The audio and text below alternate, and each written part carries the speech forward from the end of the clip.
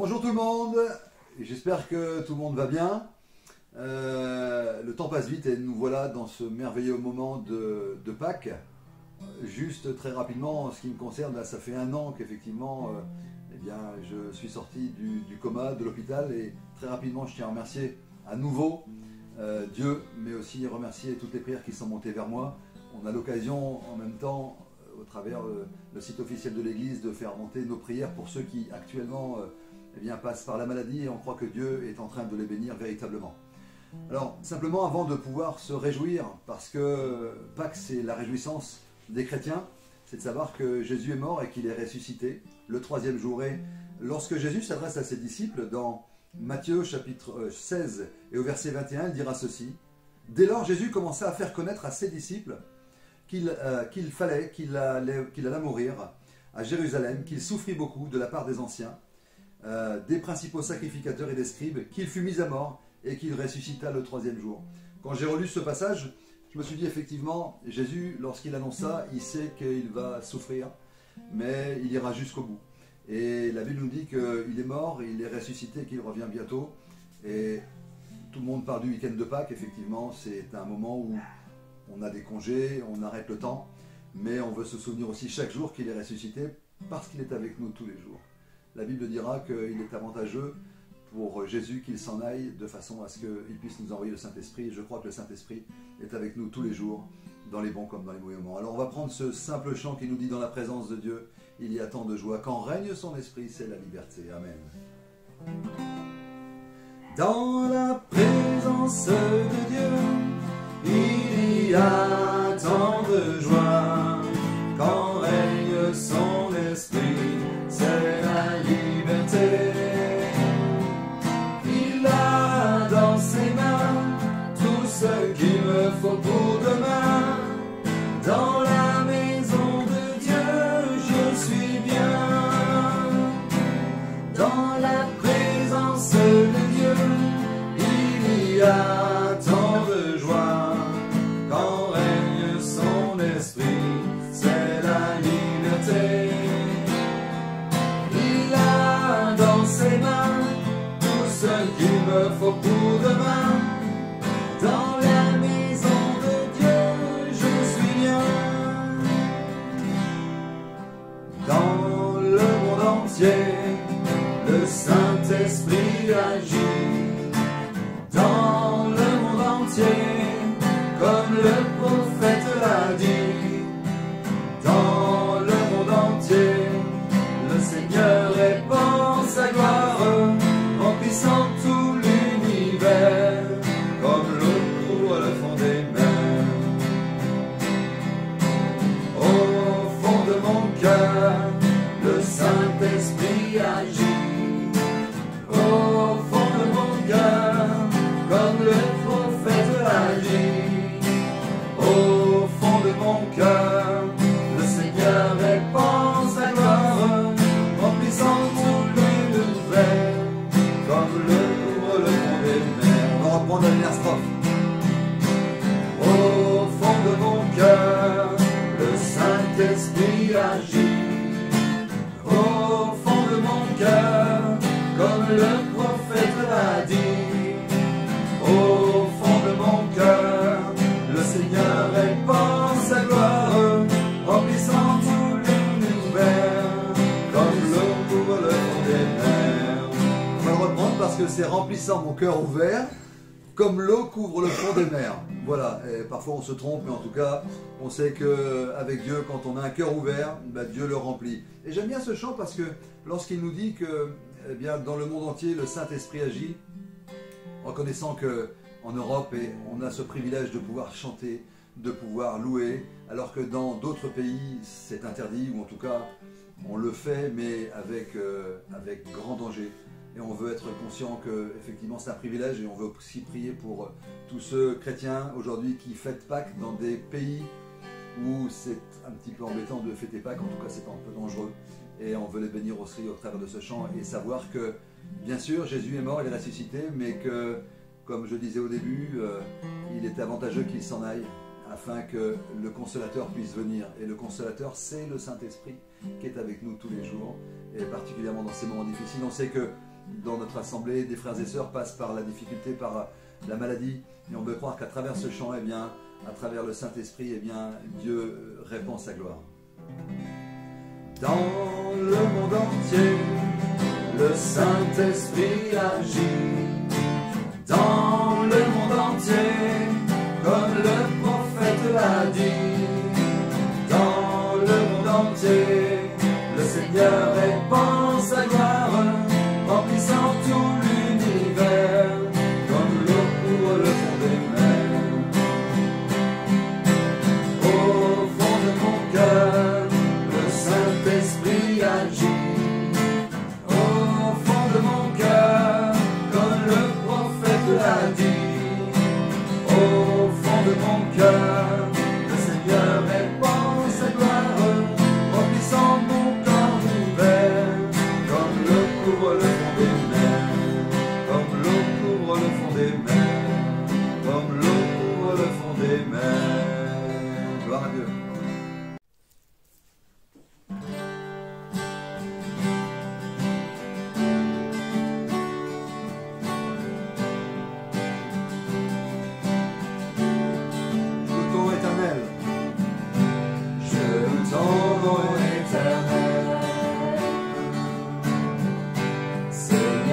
Célèbre ta bonté,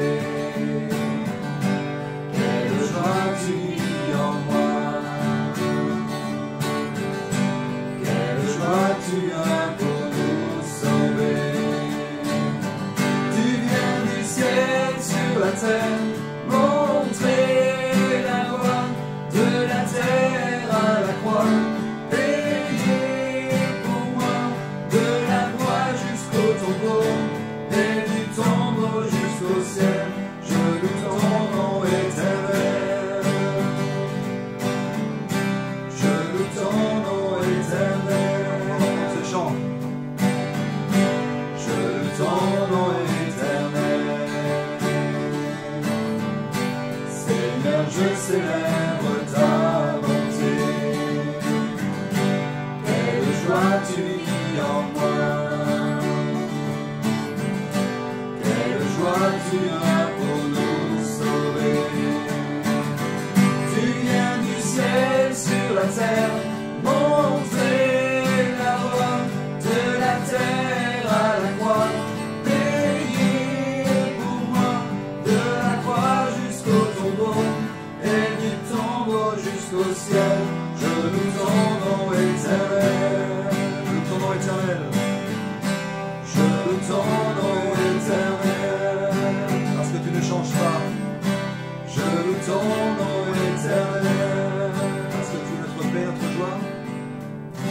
Je loue ton nom éternel.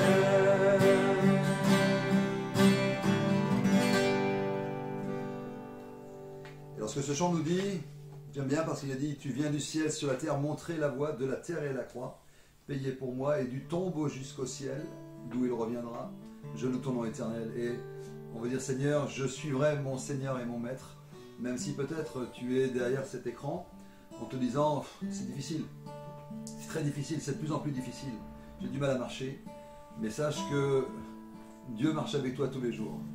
Et comme on le disait il y a quelque temps, il y avait un peu cette image de quelqu'un qui se sentait tellement seul sur le sable, il marchait le long d'une plage en disant, il n'y a que mes pas, et en réalité, il n'y avait pas ses pas, en réalité c'était les pas de Dieu, les pas de Jésus, qui portait cette personne. Et sachons que chaque jour, Dieu est avec nous et qui nous porte. Et que le Seigneur a prévu des bonheurs, des moments de bonheur et de grâce, quand bien même aujourd'hui on a des difficultés. Mais on sait que demain, eh bien, les choses changeront parce que Dieu a des projets de paix et non de malheur pour ses enfants. Amen.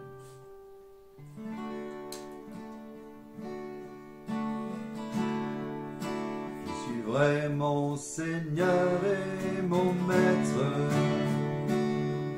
jamais m'éloigner de ses pas, sans que rien ici-bas ne m'arrête, et sans rien que le chant de sa voix. Je vivrai de bonheur. Je vivrai de bonheur et de grâce, de l'amour que son cœur m'a donné, et que rien ici-bas ne l'efface. C'est le vœu de mon âme assoiffée. Un seul instant auprès de toi, vaut bien les heures et la route, tout pour autant que ce soit toi qui m'accompagne au parvis de ta joie. Je suis vraiment Seigneur et mon Maître, sans jamais m'éloigner de ses pas, sans que rien ici-bas ne m'arrête, et sans rien que le chant de sa voix. Je vivrai de bonheur, je vivrai de bonheur et de grâce, de l'amour que son cœur m'a donné, et que rien ici-bas ne l'efface. C'est le vœu de mon âme assoiffée. C'est le vœu de mon âme. C'est le vœu de mon âme assoiffée. C'est le vœu de mon âme assoiffée.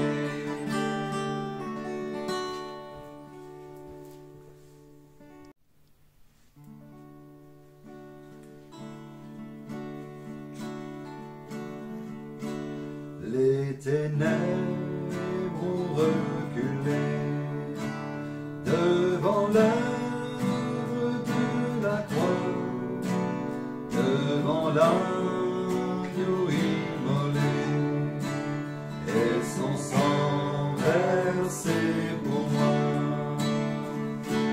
Que le fer dit je suis fort, que le pauvre dit je suis riche, que l'aveugle dit je vois ce que Jésus a fait en moi. Hosanna, Hosanna à l'agneau immolé. Hosanna, Hosanna, Jésus est ressuscité. Hosanna, Hosanna, Hosanna à l'agneau immolé. Hosanna, Hosanna, Jésus est ressuscité. Les ténèbres ont reculé devant l'œuvre de la croix, devant l'agneau immolé, et son sang versé pour moi. Que le fer dit je suis fort, que le pauvre dit je suis riche, que l'aveugle dit je vois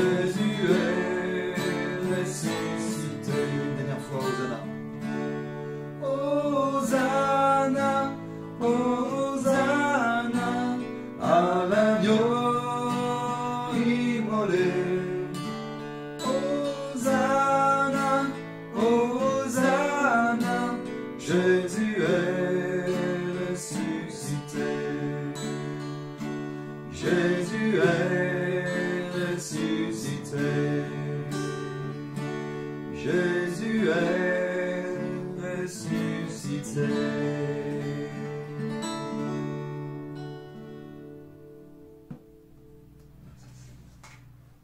Du coup, tu peux, là, alors, je vais relancer, tu peux dire la fin. Hein. Et je pensais à ça, il y a encore tout le reste, hein, les enfants et tout ça. Ah ouais. Faut pas faire trop long. Ah en fait. ouais. Donc on arrête là. Ouais, je vais recommencer ça va finir et tu diras un mot de la fin. On va... Voilà, on a voulu faire un petit peu plus court parce qu'il y a des surprises qui arrivent après. Je ne vous en dis pas plus, j'ai fait un peu de teasing. Voilà, on voulait terminer ce chant avec ces simples mots, trois mots, il est ressuscité. Et je crois qu'aujourd'hui, et chaque jour de notre vie, on doit se dire, il est ressuscité, il est avec moi tous les jours, et il revient bientôt. À chaque fois, ces trois mots, très simples, mais la parole de Dieu est quelque chose de simple. Elle se comprend avec le cœur et elle se vit tous les jours. Voilà, on vous embrasse très fort. On vous souhaite une joyeuse fête de Pâques. Et voilà, si vous nous envoyez du chocolat, moi je suis pour. Hein, voilà, je ne suis pas contre. Hein, voilà. En tout cas, attention aux crises de foi quand même. Mais faisons attention à notre foi, F-O-I. Voilà, que le Seigneur vous bénisse. Et on vous embrasse très fort. À très bientôt. Au revoir. Bonsoir à tous. En tout cas, j'espère que vous allez bien, ainsi que mon épouse. Nous espérons que vous allez bien en ce week-end pascal. Un week-end qui emmène la joie, un week-end qui emmène la paix, un week-end qui emmène vraiment la plénitude de Dieu en nous. Et durant tout ce week-end, nous fêtons vraiment la vie. Et nous fêtons la vie tous les jours. Mais j'aime beaucoup les dates. J'aime beaucoup vraiment ponctuer les choses par des dates. Et là, nous prenons vraiment plus particulièrement des prédications ce temps en fait pour parler de la résurrection, parler de Dieu. Donc ce n'était pas prévu, mais demain on aura comme une autre célébration à 19 h. Et vous allez tout recevoir, tout recevoir, mais une autre célébration demain à 19 h pour continuer dans cet esprit de Pâques en ce lundi de Pâques. Et ce soir, pardon, le titre du message en rapport avec Pâques, c'est vraiment le psaume 34 en ce moment, en prière, on voit ce psaume, mais j'ai eu vraiment à cœur de garder ce verset, c'est le psaume 34, le verset 3, dans certaines versions c'est le verset 4, parfois il y a un décalage au niveau des versets, donc c'est le verset 3 ou 4 selon la Bible que vous avez. Et le titre du message de ce soir, Pâques, un appel à rendre Dieu grand. Pâques, un appel à rendre Dieu grand. Et mon épouse va lire le psaume 34, le verset 3 pour certains, et pour d'autres, ça va être le verset 4. Exaltez avec moi l'Éternel. Alléluia. Exaltez avec moi l'Éternel. Célébrons tous son nom. Ici, nous sommes face vraiment à une prière vraiment magnifique de David, que nous pouvons tous déclarer en ce jour pascal. En ce week-end pascal, on peut tous déclarer cette belle prière de David. Et alors que David reconnaît que c'est Dieu qui l'a délivré, on a déjà dit pour ceux qui étaient là, mais que c'est Dieu qui l'a délivré des mains d'Abimélec. Maintenant, il va demander vraiment aux malheureux, à ceux qui reconnaissent leur désespoir, à ceux qui reconnaissent leurs limites, à non seulement reconnaître la grandeur de Dieu, mais à rendre Dieu grand sous chaque aspect de leur vie. À rendre Dieu grand, à redonner à Dieu sa grandeur sur chaque aspect de leur vie. Et je crois que ce matin, que Pâques est un appel à rendre Dieu grand. À rendre Dieu grand, pas sur certains aspects de nos vies, mais à rendre Dieu grand sur chaque aspect de nos vies, sur chaque département de nos vies, sur chaque couloir de nos vies, sur chaque chambre de nos vies. Et nous réalisons ici que ce psaume de David, qu'on ne peut prier que celui qui est... En fait, on réalise ici, frères et sœurs, que, pour le dire plus simplement, on ne peut prier que celui qu'on reconnaît qui est plus grand que nous. On ne peut prier que celui qui est plus grand que nous et aussi plus grand que nos difficultés, que nos incompréhensions. On ne peut prier que celui qui est plus grand que nos montagnes. Pâques symbolise toute la grandeur, toute la magnificence de Dieu. Dieu fait homme en Jésus, donne sa vie et ensuite récupère sa vie. Il reprend la vie. Et je dis bien donne sa vie parce qu'on n'a pas tué Jésus, mais c'est Jésus qui a donné sa vie. C'est Jésus qui a donné et ensuite il a repris sa vie. à Pâques. Et nous réalisons ici, dans ce psaume de David, que c'est tellement extraordinaire que Dieu, il est vraiment grand, une grandeur bon, exalté avec moi. Célébrons tous. Littéralement, il y a quelque chose que la communauté entière doit comprendre. Célébrez tous. Exaltez avec moi. Exalter et célébrer sont deux verbes qui cherchent quelque part le même objectif. C'est le même but, la même vision dans le cœur des croyants. Il y a un appel ici à rendre Dieu grand. Il y a un appel en fait à donner de l'espace à Dieu. Il y a un appel à reconnaître vraiment toute la grandeur, toute la magnificence de Dieu ici. Une église, un peuple, un croyant qui limite Dieu, se limite lui-même. Et ça, il faut le réaliser. Et je crois que Pâques redonne toute sa grandeur à Dieu. Et je crois que Pâques détruit, en la résurrection de Jésus, toutes nos limitations. Et ça, je le crois. Je crois que Pâques, en la résurrection de Jésus, détruit toutes nos limitations. Dieu a la grandeur que nous lui donnons.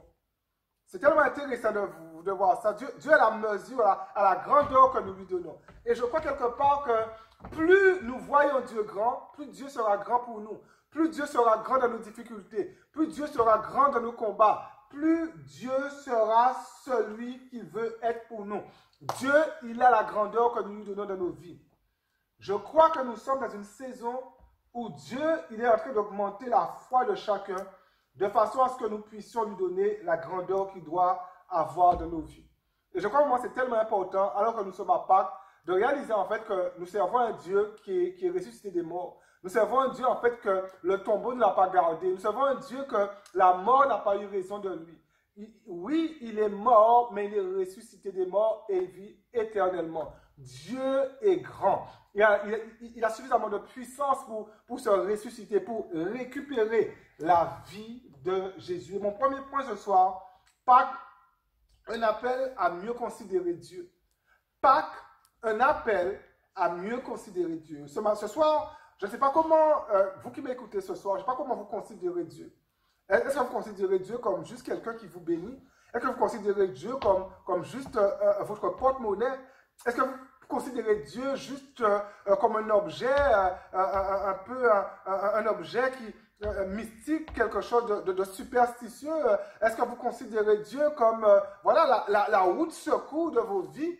Mais je crois que Pâques nous appelle à avoir la bonne mesure de considération pour Dieu, nous appelle à mieux considérer Dieu. Pâques nous présente Dieu qui est capable de sortir de la mort pour ensuite qui est capable de donner sa vie pour ensuite sortir de la mort. La Pâques. On ne peut considérer Dieu qu'avec cette mesure, je le disais tout à l'heure, qu'avec la mesure de foi que nous avons pour lui. Et notre mesure de foi dépend de notre nourriture. Et notre nourriture, c'est la parole de Dieu qui contient la volonté de Dieu pour chacune de nos vies. Et on ne peut considérer Dieu qu'au travers de sa parole, qu'au travers de la Bible, qu'au travers de ce que Dieu dit de lui-même. L'ingrédient essentiel pour cultiver, pour nourrir notre foi, ce n'est pas la prophétie. Aujourd'hui, il y a tout ce côté prophétique, mais le prophétisme, et j'en parlais dernièrement avec mon beau-frère, et c'est vrai que c'est un prophétisme qui n'a ni queue, ni tête, un prophétisme qui ramène tout à l'homme, qu'on peut tout puiser, que tout ce qu'on ressent, toutes nos sensations sont vérité. Mais j'ai envie de dire à quelqu'un que les sensations ne sont pas la vérité, que ce qu'on ressent n'est pas la vérité, mais la vérité pour nos vies se trouve dans la parole de Dieu. Jésus pouvait dire la chose suivante, ma femme va le lire en Jean 4, 34. Jésus pouvait dire vraiment la chose suivante, et ça parle de nourriture. Jean 4, le verset 34. Jésus leur dit, « Ma nourriture est de faire la volonté de celui qui m'a envoyé et d'accomplir son œuvre. » Amen. Ici, il est parlé de nourriture. Ici, il est parlé de nourriture qui n'est pas une nourriture physique, comme je mange une pomme, comme je mange du riz, des pâtes, comme je mange... Mais ici, il est parlé vraiment de nourriture spirituelle. Et Jésus grandit en stature spirituelle, a grandi en tout cas en stature spirituelle. Comment? En faisant la volonté de Dieu. Jésus il a grandi en stature spirituelle en se nourrissant de la volonté de Dieu. Ce que Dieu veut pour lui. Comment Dieu veut organiser sa vie. Dieu l'envoie pour mourir. Eh bien, c'est la volonté de Dieu. Je l'accepte. Non pas ma volonté, Seigneur, mais ta volonté. Ici, il est parlé de nourriture, pas physique, mais spirituelle. Jésus connaissait suffisamment son Père, il connaissait Dieu, il connaissait suffisamment son Père pour connaître quelle était la volonté de son Père pour sa vie. Et sa nourriture était de faire la volonté de son Père, la volonté de Dieu. Jésus connaissait suffisamment Dieu. Jésus a fait de grandes choses parce qu'il considérait Dieu à sa juste valeur. Parce que Jésus considérait Dieu à sa juste grandeur. Et c'est pour cela que c'est tellement intéressant de voir à toutes ces fois où Jésus va juste sur la montagne. Parce qu'il considère Dieu juste pour sa propre valeur. Il sait que demain, en fait, sa journée, en fait, ne sera pas au top s'il ne passe pas du temps avec son Père. Et Jésus allait à la montagne. Et c'est pour ça, j'invite vraiment tout le monde, tous ceux qui le peuvent, les mardis, venez prier, nous sommes là ensemble. Il n'y a pas besoin d'inscription pour l'instant pour le mardi. Le dimanche matin, on prie. Il sait bien de monter sur la montagne. Et Jésus connaissait Dieu à sa juste valeur. Et il savait prier, il savait rechercher Dieu. Pâques nous appelle à rendre à Dieu sa grandeur. C'est ça, Pâques. Dieu ressuscité, Dieu est grand. Pâques nous appelle à rendre à Dieu toute sa grandeur. Plus notre foi sera nourrie, plus nous pourrons considérer Dieu. Plus nous pourrons rendre Dieu grand, plus nous pourrons, considérer Dieu à sa juste valeur, à sa juste grandeur. Il sera grand, le rendre grand. C'est là même notre croissance spirituelle. C'est là même que nous grandissons en stature, en rendant Dieu grand. Frères et sœurs, nous ne servons pas un petit Dieu. Nous ne servons pas un Dieu minime. Nous ne servons pas Jésus. En fait, c'est pas le petit Jésus à la crèche, mais Jésus. Il a grandi en stature. Jésus, il est ressuscité des morts. Nous servons un Dieu grand. Redonnons à Dieu sa grandeur. Plus notre foi, frères et sœurs, sera nourrie, plus nous pourrons considérer Dieu, le rendre grand. C'est intéressant de voir, et je prêche à moi le premier, c'est intéressant de voir que l'obéissance, frères et sœurs, entraîne une augmentation de la foi. Et que la désobéissance entraîne une diminution de la foi. Il ne suffit pas de dire Seigneur, Seigneur, comme les apôtres en Luc 17, le verset 5, augmente-nous la foi. Je n'avais pas demandé, mais il ne suffit pas de dire augmente-nous la foi, mais il faut aussi obéir. Il faut obéir à Dieu. C'est plus facile d'obéir à Dieu quand on le considère à sa juste valeur. Ce n'est pas tout de dire Seigneur, augmente ma foi. Seigneur, je veux déplacer les montagnes. Mais il faut obéir à Dieu. Obéir signifie que Dieu met en nous la foi nécessaire pour que nous assumions notre obéissance. C'est tellement beau. Et quand j'ai réalisé ça pour parler le message, je me suis dit, waouh, c'est quand même quelque chose de fort. Frères et sœurs, Dieu, la foi c'est un don. Mais la foi c'est un don pourquoi? Pour croire en Dieu pour notre salut et croire que Dieu peut faire.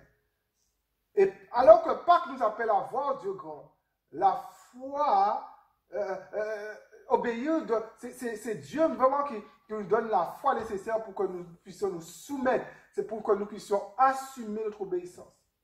À chaque fois que nous obéissons à Dieu, nous donnons à notre foi l'opportunité d'être nourris et donnons à Dieu l'opportunité de l'augmenter. Il faut le saisir. À chaque fois que nous obéissons à Dieu, nous donnons à Dieu l'opportunité de nourrir notre foi. Et nous donnons aussi à Dieu l'opportunité de faire grandir notre foi en nous, à cause de l'obéissance. Je ne peux expérimenter la gloire de Dieu qu'avec la mesure que j'obéis. Et souvent, en fait, la vie est là et on ne se met pas dans des positions, en fait, pour expérimenter Dieu. Expérimenter Dieu dans la recherche d'un travail, expérimenter Dieu au niveau des finances, expérimenter Dieu à l'école, expérimenter Dieu dans bien des domaines. Je vais dire quelque chose et tout, mais après, voilà, il faut vraiment prendre ça avec des pincettes parce que tout le monde nous ne sommes pas tous égaux, mais nous ne sommes vraiment pas tous égaux, donc il faut prendre ça avec des pincettes. Mais je me rappelle en fait, en France en général, les gens en fait qui font des études de médecine ceux qui ont arrêté des dimanches à l'église, je ne les condamne pas. Mais souvent, les gens qui font des études en médecine loupent en fait beaucoup de cultes à un moment donné de l'année, parce qu'à un moment donné de l'année, ils sont débordés, ils n'en peuvent plus.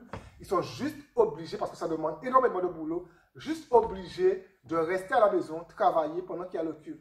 Et je me rappelle de ce témoignage d'une fille, et pendant en fait toutes ses études de médecine, cette fille a été présente à toutes les réunions. Et c'était tellement intéressant de voir qu'elle n'a pas échoué. C'est-à-dire qu'elle avait la foi que si elle donnait à Dieu, vraiment, c'est quelques heures le dimanche que Dieu allait la fortifier. Et comme je dis ça, je pense que de dire une règle ce matin, parce que nous ne sommes pas tous égaux avec tout ça, elle avait vraiment, par la grâce de Dieu, la capacité de faire ça, ou alors c'est surnaturellement. Mais en tout cas, elle croyait, elle avait la foi qu'elle allait réussir ses études, et elle a réussi ses études avec brio. Dieu lui a vraiment fait grâce. Ces quelques heures à l'église, les dimanches matins, ne l'ont pas emmené à l'échec, et c'était vraiment beau. Je redis encore cette phrase que je viens de dire. À chaque fois que nous obéissons à Dieu, nous donnons à notre foi l'opportunité d'être nourris et donnons à Dieu l'opportunité de l'augmenter. J'aime ce texte qui parle d'obéissance, et ce texte se trouve en 1 Samuel 15, 22. Samuel dira quelque chose qui est valable encore aujourd'hui pour nous. Il dira la chose suivante.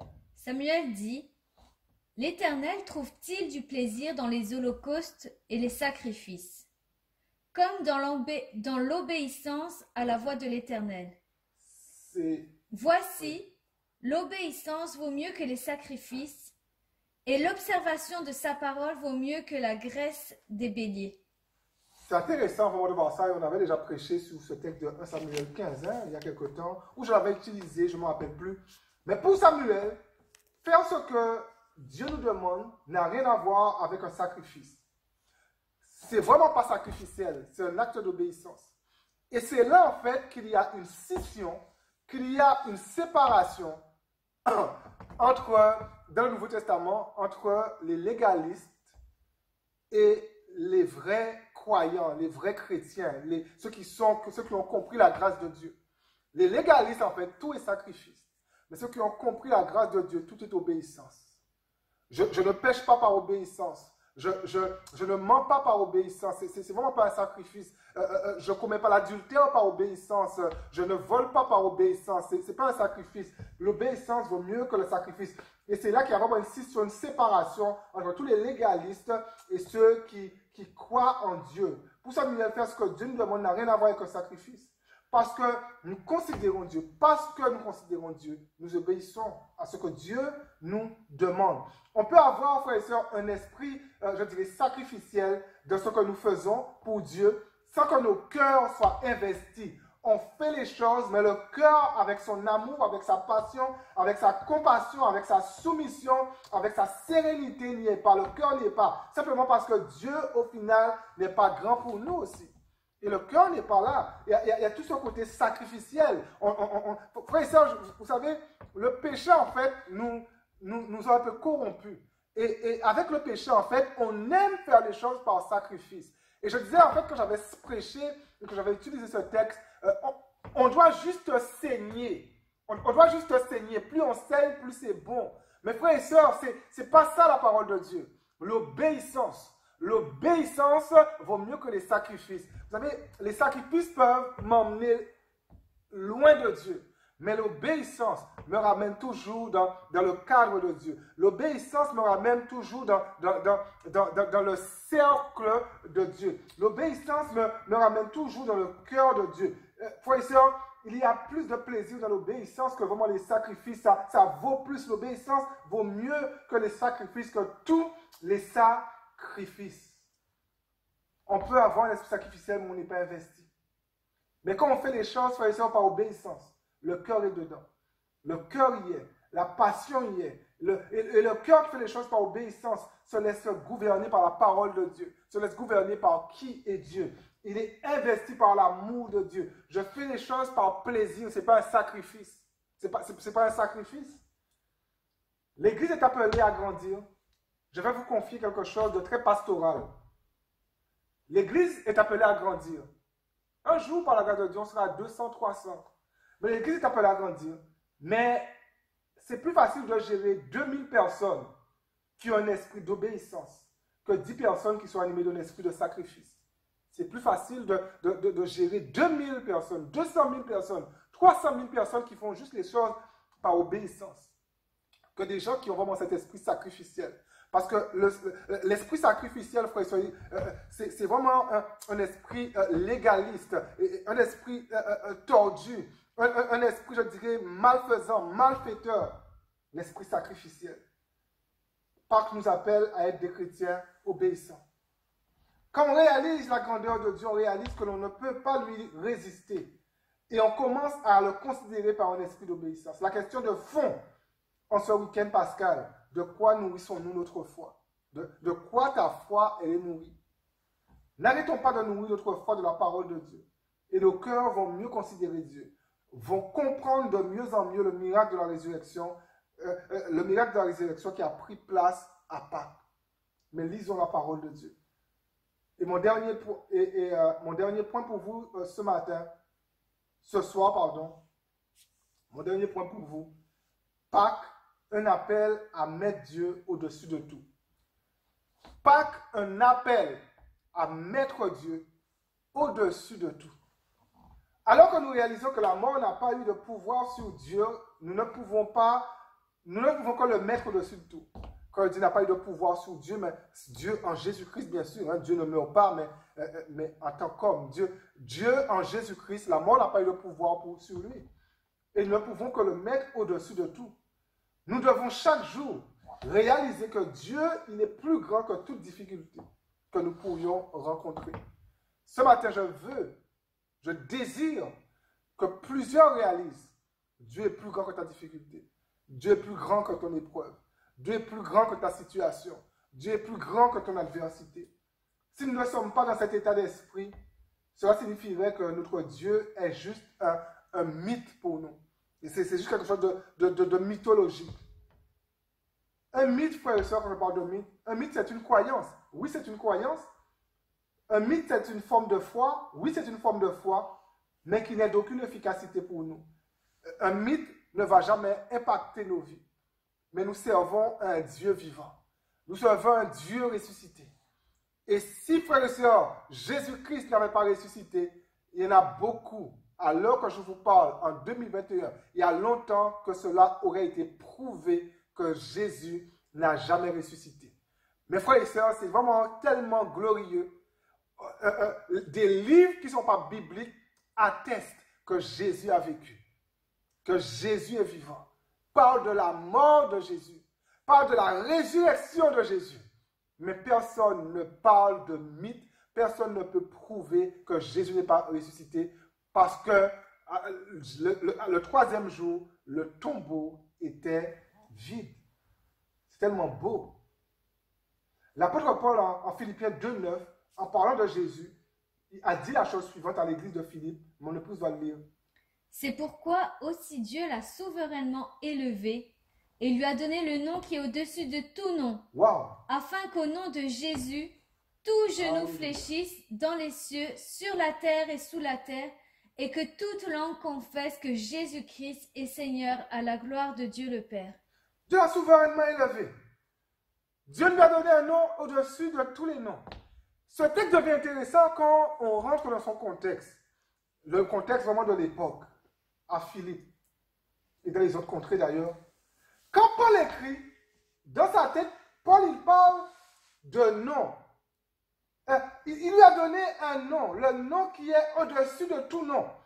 Quand Paul écrit dans sa tête, il parle de nom, mais il parle de nom comme d'un titre, un titre qui donne de la puissance, un titre qui donne de l'honneur, un titre qui donne de l'autorité sûre, un titre qui donne du pouvoir, comme par exemple un empereur qui a autorité sur la ville de Philippe. Et il dit que le nom qu'il lui a donné est plus grand. Autorité, au-dessus de tout nom.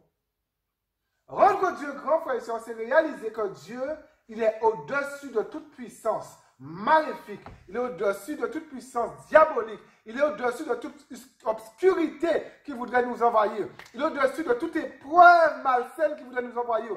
Il est au-dessus, en fait, de tout mauvais esprit qui voulait nous perturber. Il est souverainement élevé. Il est au-dessus de toute puissance. À Pâques, il était souverainement élevé. À sa résurrection à Pâques, il était souverainement élevé.